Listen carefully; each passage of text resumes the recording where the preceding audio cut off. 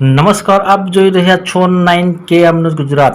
કુકરવા દૂધ ઉત્પાદક સહકારી મંડળીની ચૂંટણી યોજાઈ.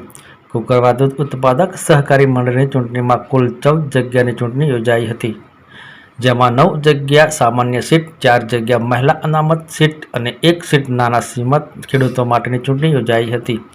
સવારે 8:30 કલાકેથી ચૂંટણીની પ્રક્રિયા શરૂ કરવામાં આવી, જે ચૂંટણી શાંતિપૂર્ણ 3 કલાકે પૂર્ણ થઈ હતી. 3:30 કલાકે મતગણતરી શરૂ કરવામાં આવી હતી. મતગણતરીના અંતે સી નિશાનવાળી પેનલનો ભવ્ય વિજય થયો હતો. હવે આવનાર સમયમાં 14 વિજય થયેલા ઉમેદવારોની એક મિટિંગ યોજાશે. ત્યાર પછી કુકરવાડા દૂધ ઉત્પાદક સહકારી મંડળીની નવીન પ્રમુખ સહિતની કારોબારી કમિટીની નિમણૂક કરવામાં આવશે. મારું નામ મોરારી જોઈતારામ પટેલ, કુકરવાડા દૂધ ઉત્પાદક સહકારી મંડળીની ચૂંટણીમાં આસિસ્ટન્ટ ચૂંટણી અધિકારી તરીકે મારી આજે હું ફરજ બજાવું છું. માહિતીમાં તો ટોટલ 15 કમિટી સભ્યોની ચૂંટણી હતી.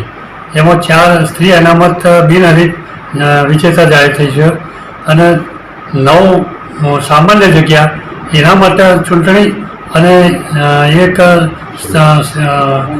નાના સીમાંત ખેડૂતની ચૂંટણી. પછી અનુસૂચિત જાતિ એ તો જગ્યા સજ નહીં, કોઈ ગ્રાહક નથી, સભાસદ જ નથી. એટલે કુલ 14 કમિટી સભ્યોમાં 9 અને 1 10ની ચૂંટણી આજે યોજાઈ અને ચૂંટણીમાં સવારથી 8:30 થી 3 વાગ્યા સુધી ચૂંટણીમાં મતદાન થયું અને અત્યારે હાલ 220નું મતદાન થયું છે. હવે એની મતગણતરી હવે ચાલુ થશે, જેમાં વિજેતા જાહેર થશે.